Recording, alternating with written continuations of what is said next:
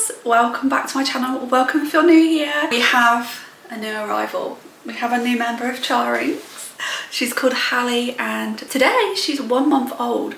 But I thought we could just sit down and talk about the birth story and all of that. I have filmed my whole pregnancy from finding out all the way to now having her. So I thought it would only be right that I tell you how it went and a little bit about her and just do a bit of a story time. So I'll insert some clips of some times where we thought we were going and then it ended up being a bit of a false alarm, and any sort of vlogging we did. I was planning on vlogging the whole birth.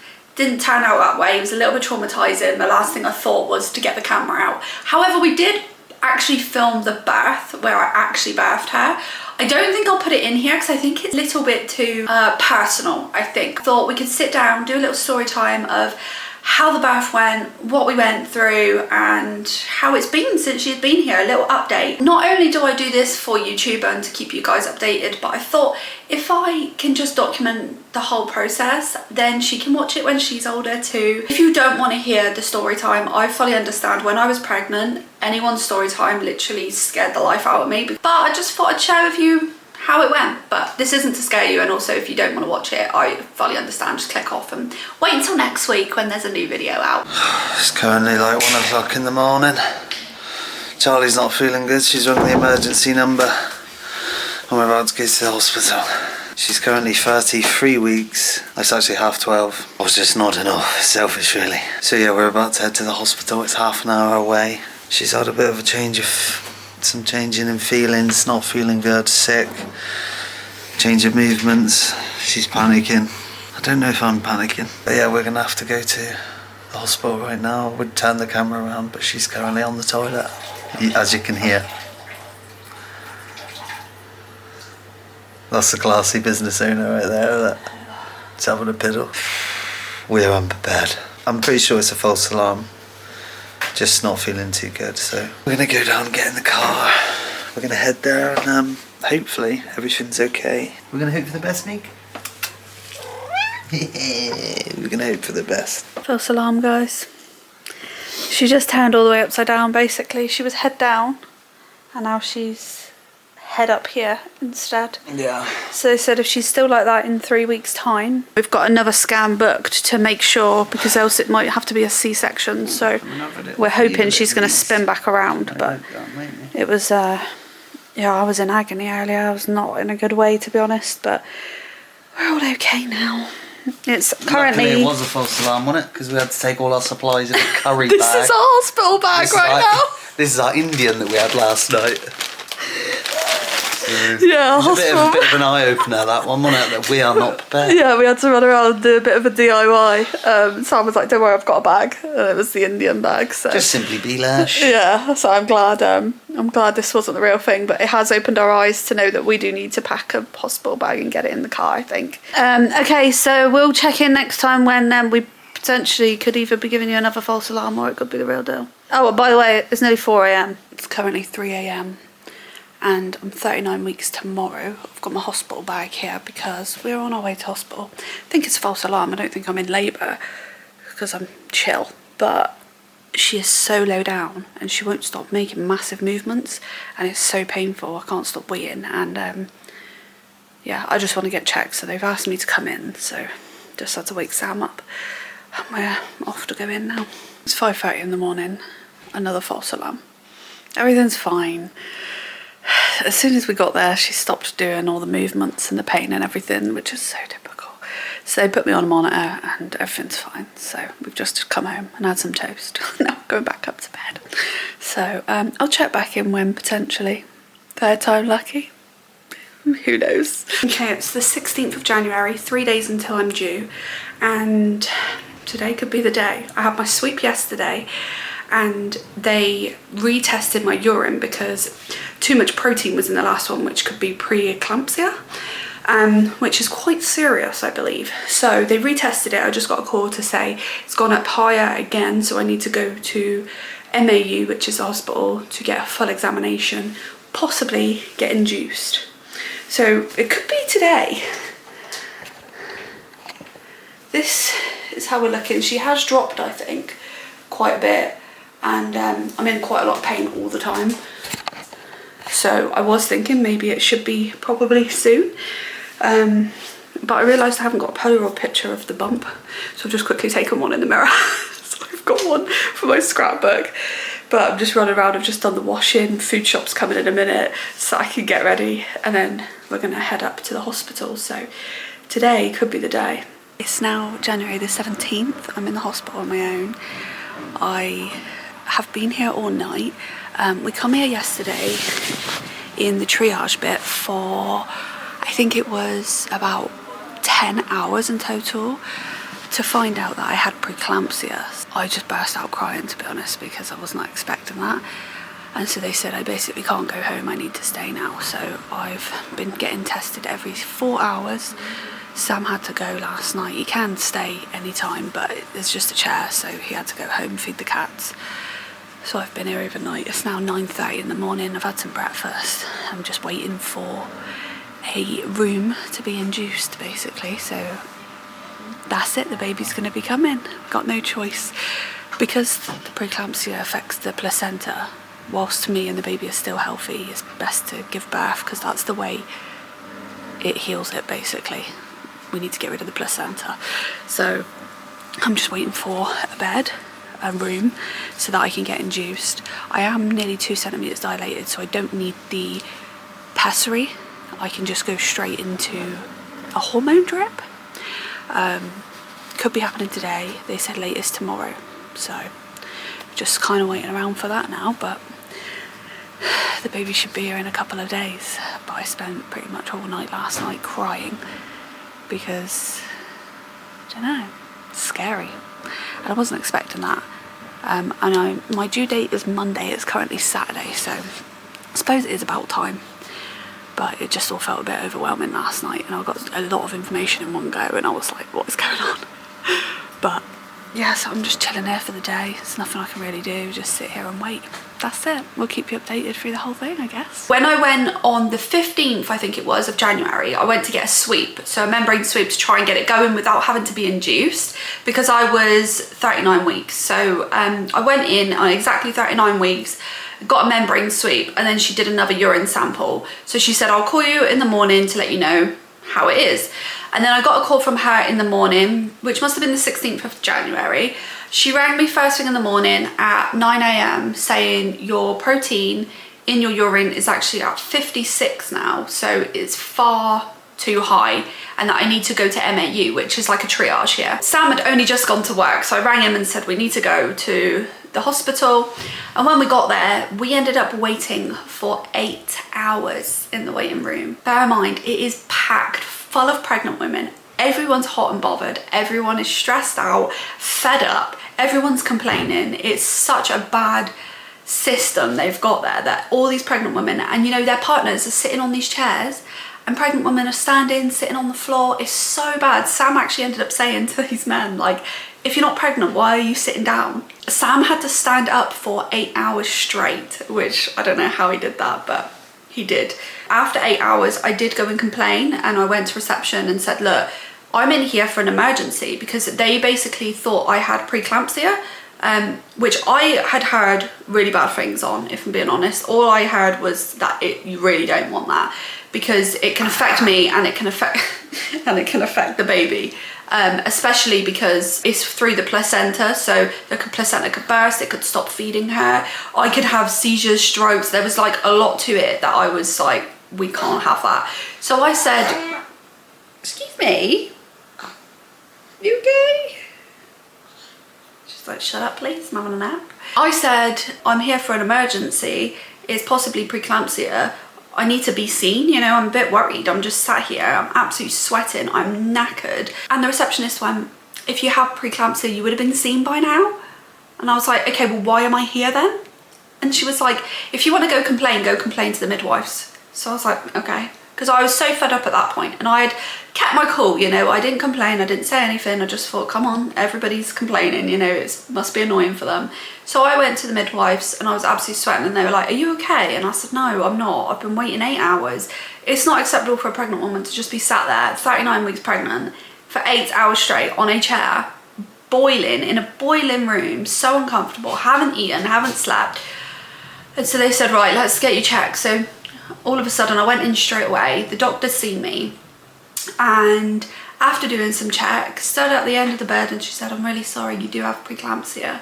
And I just burst out crying because I thought I've waited all this time, and I honestly thought she was just going to say nothing's wrong, you can go home, and I just wasted all that time. But I would have much rather that than the news that I got. So she said, you have got preeclampsia and you're going to have to stay here now and basically be induced, like that's it, you're ready now. Obviously this was like a big shock because I was like, okay, I was not prepared for that at all. Like I just didn't think that was going to be the result. So I burst out crying because I just had a bit of a fear, you know, I don't know the ins and outs of preeclampsia. I was worried that something was going to happen to her because they did have to mention the risks and stillbirth was one of them. So obviously I was panicking then because, well, obviously I didn't want anything to go wrong with her. They put me in a different waiting room for another few hours. I said, can I please go home? Because the hospital's 30 minutes from my house. So I said, can I please go home and just get my stuff? Like I did have my hospital bag, but I wasn't prepared for fully being in there now. They eventually said I could. So I went home, and it was like midnight as well. So I went home, got some stuff, said goodbye to the cats, and was like, just prepared myself because I was very overwhelmed at that point. I thought, okay, it's happening and I'm getting induced. I didn't want that really, but I was like, all right. So I went home, got my stuff, got everything I needed. We went back to the hospital about 2 a.m. I went straight onto the ward then, and they basically just told me, you have to stay on this ward until we have a bed available for you. So that's also scary because, you know, I'm having to be monitored every 4 hours for the preeclampsia, to check my blood pressure, my pulse, everything like that. And 2 days straight I was in this room. I will put a picture of this room because it was tiny. All the curtains are closed the whole time in everybody's room. There was 4 women on a ward and everybody's curtains were closed the whole time. So you can't socialise. Sam had to keep coming home to feed the cats and things like that. And I was like, there's no point you staying here the whole time because, you know, you might as well go home, clean the house, get the house ready for when we bring the baby. So I was there quite a lot on my own, and one night Sam did stay there and he just slept on this chair, on an armchair. They don't supply anything for like partners. 2 days straight I was there, and then honestly I was losing my mind because you don't talk to anybody all day and you're in this little, just a bed, you can't move really. It's horrible. It was really horrible, and I started getting more and more anxious of the thought of like they could call me any minute. They said they might wake me up in the middle of the night and I've just got to go and give birth. Like whenever they've got a room, I'm going in and that's it. So it was quite scary, the uncertainty of like what was going to happen, like when I was going to get called. I started getting really anxious, and then after 2 days straight at midnight on the 18th of January at midnight, I said to Sam, like, can we please go for a walk because I need to get out of this room. I started meditating and all sorts, trying to get my breathing right. And so we went for a walk around the hospital, and when we got back, instantly my stomach started hurting, and I thought, I'm pretty sure this is just in my head, you know, because I was thinking surely I'm not having contractions. It didn't feel like I didn't think it felt like contractions. It's just like a stomach cramp in the bottom of my stomach on my right side. And that was going on for a little bit. And I got back to my bed. I said, oh, I'm having stomach cramps. And she was like, yeah, it's probably contractions. And then she would come back about, I don't know, 10, 20 minutes later with all the machines and stuff. She was like, let's hook you up and see if you're having contractions. And turns out I was. So every 10 minutes I had 3 contractions, which they needed it to be 4 in order for me to get a room. So then very shortly after I was having 4. They weren't like super painful, but they were painful enough for me to have to be breathing through. But I was like, oh, that's like just tightening. It was more like tightening.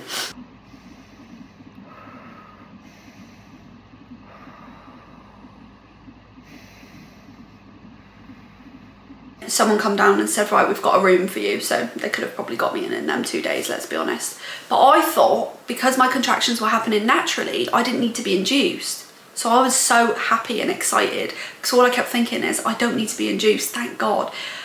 But no, that wasn't the case. I did get to skip the pessary that they put in, and then they wait 6 hours, and that's meant to like start it off. But obviously because my contractions started on their own, I didn't need the pessary or anything. So that was good. At least I missed that part. They wheeled me up to the room where I was going to give birth. It is the smallest room you could imagine. It's got a wall full of hot air balloons, and then just a chair, an armchair for Sam. nowhere to even put my bag. My hospital bag had to go in the bathroom. That's how small the room was. She broke my waters. That feels disgusting, by the way. I was not expecting that. I've never heard anyone talk about it, but it just feels like you're sat in pee and like you're laid on like a dog mat. Like, you know, one of them ones that you put down for dogs when they like wee or poo. You're like laid on one of them and a couple pads, and then they just sort of change you like a baby. Like, lift your legs up, and then they pull it away and put another one, and it's very strange. And then they put me on the hormone drip, and they put a catheter in, which is like a tube going in your pee hole basically, and then you're peeing into a bag. Honestly, anything like that, I'm so scared. I've pretty much fixed my anxiety with everything besides hospitals. Anything medical, I just cannot cope with. So the thought of even getting a drip in my hand is a massive, massive fear of mine, let alone a catheter and all this other stuff going on. There was a lot going on. Put the hormone drip in, and the contractions literally went from 0 to 100 instantly. I could not believe how bad they were. Oh my. When we started, I was 2 centimeters dilated. I was having the worst contractions. I did not realize pain could possibly be like that. When people say like the most painful thing in the world, like, no, I get it. I actually get it, because I thought people were, no offense to any women out there, because I understand now, but I thought people were being a little bit dramatic when they're like, it's the worst pain ever. And I didn't realize the duration you go through that pain. Obviously not everyone's experience is like that, because you have pain relief or C-section or whatever, or you can give birth really quickly, whatever. But for me, the pain was the worst pain of my entire life, and I have a pretty good pain threshold, to be honest.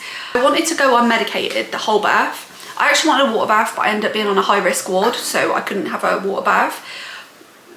Okay. But I did want to go unmedicated, because I genuinely did think I could do it. So from midnight to 10:30 a.m. I went fully unmedicated, but it got so bad, and the contractions was 4 in 10 minutes, but I wasn't getting a break. So when one contraction stopped, I genuinely didn't get more than 10 seconds before the next one come, and I literally just could not cope.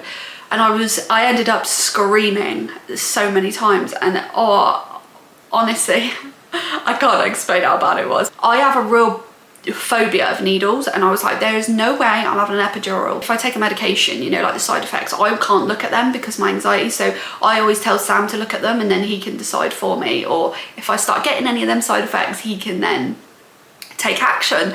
But for me, I don't look at it, because I will bring them side effects on myself. I don't know if anyone can relate to that, but it's a nightmare. They gave me a form that gets shown you all the side effects of an epidural, and they had to show it to me before I even started with the bath and stuff. So I gave it straight to Sam. I said, I don't want to see what was on it. You just decide for me if I would want that or not. You know me well enough.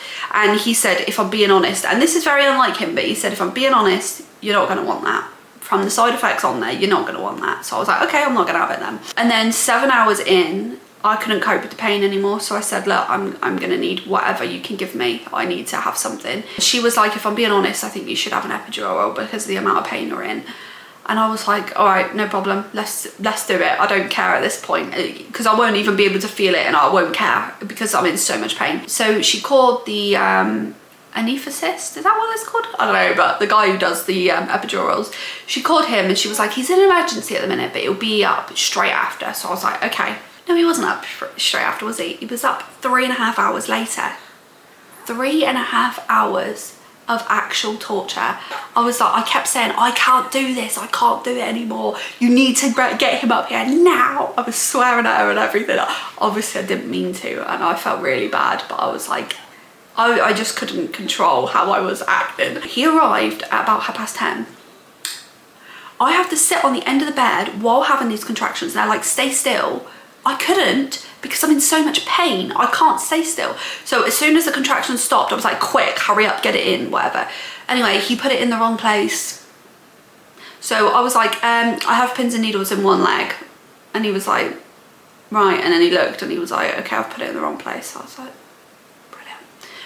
So then he did it again. But it literally took like 10 minutes at a time, by the way, to do this as well. And then he did it again, and finally, like, it was done. So once I had the epidural, I was 6 centimeters dilated at that point. So I'd gone all the way to 6 centimeters without having anything. And then I was actually able to sleep. That's how good an epidural is. Honestly, if you have a fear of having it, I would highly, highly recommend, because if I had just done that at the beginning, I think the experience would have been a whole different thing. I couldn't believe that option was there the whole time. And I honestly did not care about the side effects. I was like, anything can happen to me after this, as long as I'm not going through that pain for any longer. But the relief was just unbelievable. And I still felt the contractions, but in my lower region, it was very, very tense when I had them, and I had to really, really breathe through them as the epidural was working. And you actually get a button with the epidural, so you can top it up yourself, so you're kind of in control of it as well, which I liked. So if I was like feeling any sort of pain or anything, I would just press it and it would help. So when them contractions were still happening, I could feel them down below, I could press it and it would just help a little bit more. I was having contractions still, so I was asleep, and then I'd wake up, be like breathing through it, and then I'd fall back to sleep, because I hadn't slept, bear in mind, for like 2 days straight. So I literally hadn't even had a nap in like 2 days straight, because I was up all day. And then remember, from midnight we went for a walk and then it started, so I didn't sleep all that night, and I was having these contractions through the night. I was so tired. My eyes were like, when I was like going through it as well, my eyes were barely even open anymore. And Sam stayed up this whole time as well, stood by my side holding my hand, bringing me a water every 2 seconds when I needed it. He was like stroking my everything. He was so good, and he just stayed there the whole time. Didn't go and sit down once. He just held my hand and was through it the whole time. And it's a long time as well, from literally midnight till at this point.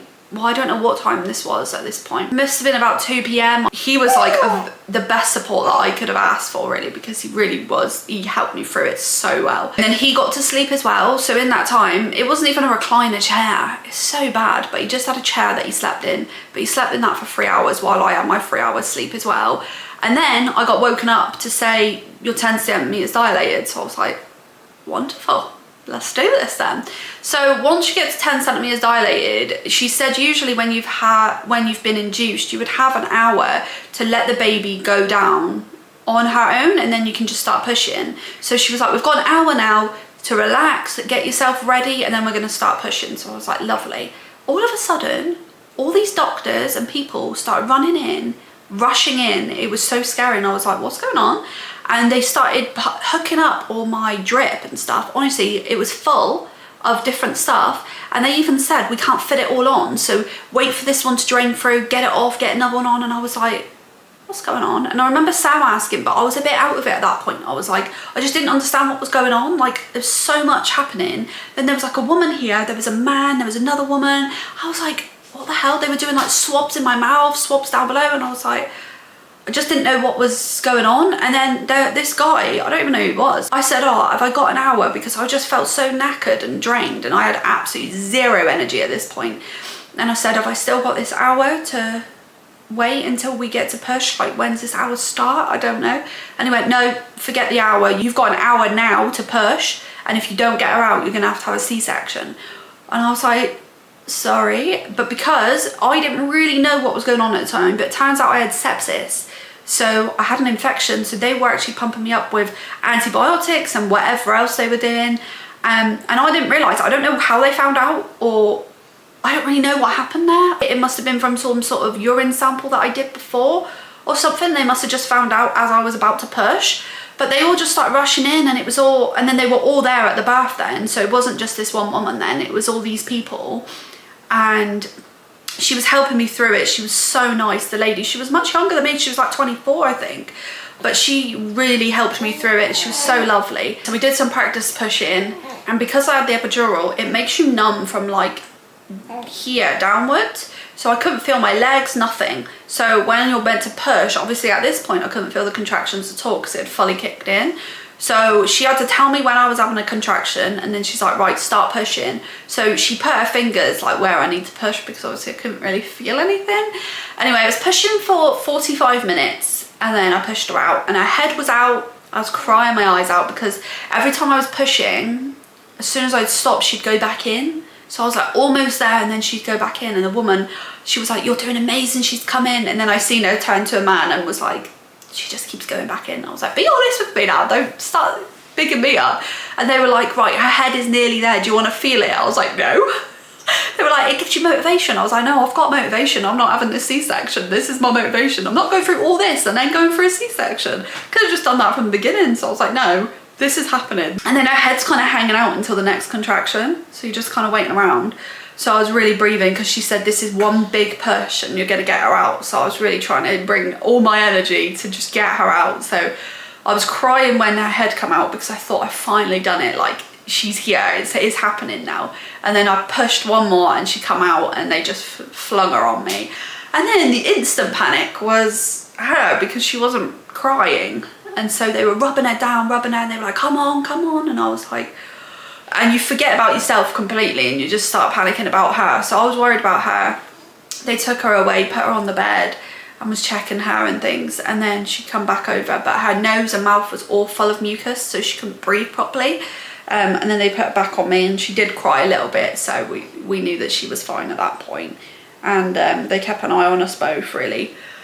So that's basically how it went down. Another thing that happened in the birth as well, I did have a 2nd degree tear. I did have stitches and they still have not gone yet, and it's been a month. So that has been really uncomfortable, the stitches. That's like the main thing that I've had to try and recover from because they are really uncomfortable after. They also had to put an injection in my leg to get the placenta out because I'd already lost the maximum amount of blood you can lose. So they said to minimize the risk of losing any more blood when you give birth to the placenta, we have to inject you with whatever they injected me with in my leg. I don't know what it was, but they did that. And then the placenta had come out. I had her around 5:45 in the evening, so it was a long time. That's about 18-19 hours in labor. Ooh, it was long, and it was rough, but you know, look what I got out of it. She's wonderful, and I've wanted a baby for as long as I can remember, so what a dream. I was in hospital for another 5 days because I had sepsis, and it turned out I'm also anemic. So my blood pressure was constantly high, my pulse was constantly too high. So we had to stay in hospital for another 5 days, and it was really tough because the first day I still couldn't move for another 12 hours after my epidural. So I was bedbound, and they just give you the baby and you're like, I can't even get out of bed. So Sam, again, for another night, had to sleep on a chair in the ward that we were then in. No recliner again, it's so bad. Like, why not just put a recliner at least so we can just lay back and sleep? But you had to just sleep sat up in a chair. And then the next day, we just had no sleep. We had no idea what we're doing either. We've not got any babies in our family or anything, so we have not literally been around a baby ever. So we had no idea what we were doing. Quite overwhelming. I was also trying to breastfeed as well, so I was like learning that. It was all a lot, but anyway, I said to Sam the next night, like, go home, please go home and go get some sleep, you know, because you really do I need you to have energy to look after her because I haven't got anything. And I'm sleeping on a ward with all screaming babies all night, which is so stupid. And people coming in and out of the room. They do my checks every 4 hours. So they come in at 10 p.m, 2 a.m, then 6 a.m, and it's just constant. And then at 8 a.m, they turn all the lights on and go, morning ladies, breakfast. And you've got to walk to the end of the ward to go get your breakfast, which is stale and horrible. The food is rank, but anyway. Oh my god, I was tangent there. Sam went home, he come back the next day, was taking care of her really well, and we just stayed out. I was literally begging every day, please can I go home, please, because yet again I'm in a room with the curtains closed on my own sometimes with her, but it was just like I just wanted to go home. I've been there long enough and it was so traumatizing. I was like, just get me home. I was on antibiotic drip the whole time, so they weren't allowed to, I wasn't allowed home because they still wanted to monitor me. Until my blood pressure and my pulse went down, they couldn't take me off the drip. So as soon as it slowly went down, after 5 days, they took me off and they gave me antibiotics to take home instead. So I had a lot of tablets, to be honest, when I was in there. I don't even know what I was taking, but there was iron, antibiotics, paracetamol, painkillers. Honestly, I don't know what I was taking, I was just taking it. So she's a month old today. She's called Hallie, which I think is a really cute name. Her name has come from The Parent Trap. I don't know if any of you've seen the movie. It's one of my favorite movies ever, but I really like the name from it. And it wasn't actually one of the contenders for a long time during the pregnancy. We had some other names, which I think I've named in another video, but we had Rosie, which was like the top two. It was Hallie or Rosie, because I thought Rosie's just a really pretty name. I always wanted Matilda, but Sam wasn't like 100% on it, so it just wasn't the one. They were like some of the names we had, but Rosie and Hallie were like the top by the end. And then I just really had Hallie in my mind. I just really liked the name. I thought it would suit her well if she had darker hair and darker eyes. And yeah, the more I thought about it, the more I liked it. And Sam wasn't sure about it at first. He said it's very American, and he wasn't sure, but then it grew on him too. So in the end, we were like not 100% until we wanted to give birth and see what she looked like, and then sort of decide then. When we had the baby, I was like, what do you think about Hallie? And Sam was like, yeah, I think so. So that's her name, little Hallie. She hasn't got a middle name because we just simply couldn't think of one, to be honest. I wanted one that if she's gonna have a middle name, it means something, like a grandparent or a parent or something like that. But I don't talk to my parents. Sam only talks to his mum, but her name did not work with the middle name. It's Dawn, so it wouldn't have worked. Hallie Dawn, it just doesn't sound right. Nothing was sounding right. We tried his nan, which is Margaret, but Hallie Margaret is a no. My grandma is Barbara, again, Hallie Barbara. They just all sound terrible, so we were like, you know what, she doesn't need a middle name. She's been registered now. We've been on lots of walks. We've been for a couple dinners out and about, because obviously we did only move here a few months ago, so we're still exploring the area. So walks is our main thing. We like to go to parks and little cafes and stuff like that and just get out. Sam is still off on paternity leave, so he's actually got 2 months. And we've done 1 full month today, so we've still got another month of him, which is lovely. And this is the first day in our little carrier, because I thought I should really get used to this, because when I'm working in here, she's gonna need to be with me. And instead of just putting her in a bed there, she could just be on me, and she seems much more settled that way. The first couple of weeks was really difficult because we don't have any support system. We really don't, especially here in Stafford. We don't have one person that can come to our house. So we've had absolutely no support. We've had no help or anything like that. I mean, some people that have been really helpful is my friend Em. She has been incredible. She's helped me so much. She's a mum of 3, so she knows what she's talking about, and she's really helped me, to be honest. My sister's come to visit. My nan just come to visit. She went home yesterday, and Sam's mum's come to visit, and that's it. We've got no more visitors coming up. That's it.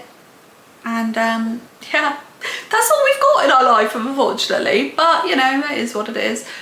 She's met her great granddad as well, which is Sam's granddad, but he's got cancer. He's not very well, so we had to go to him a couple times now, but he absolutely loves her, so that's nice as well. But apart from that, she's got no one else in her life, which is actually really sad.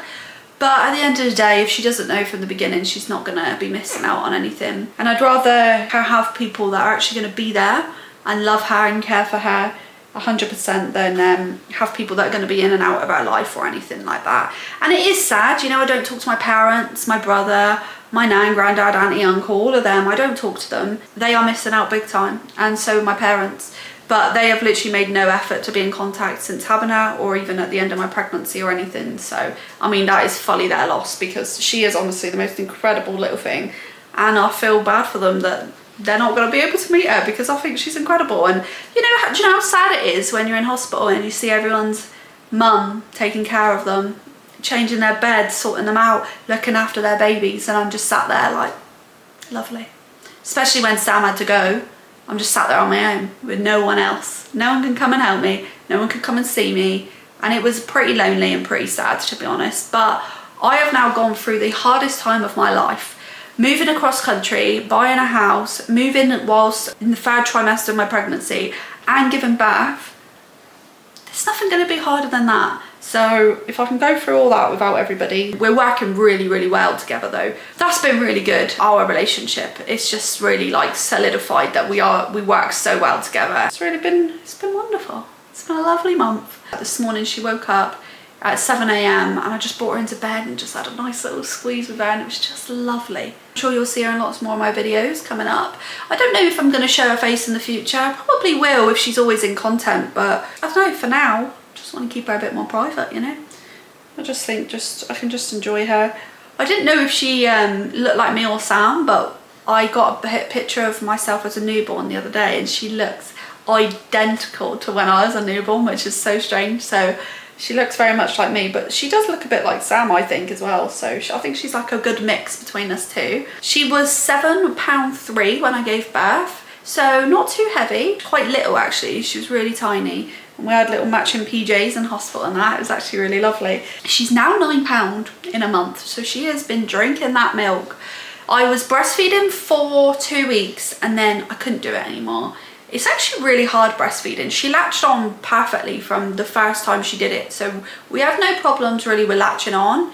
But it turned out that when we were home, when I went to put her on, she'd scream.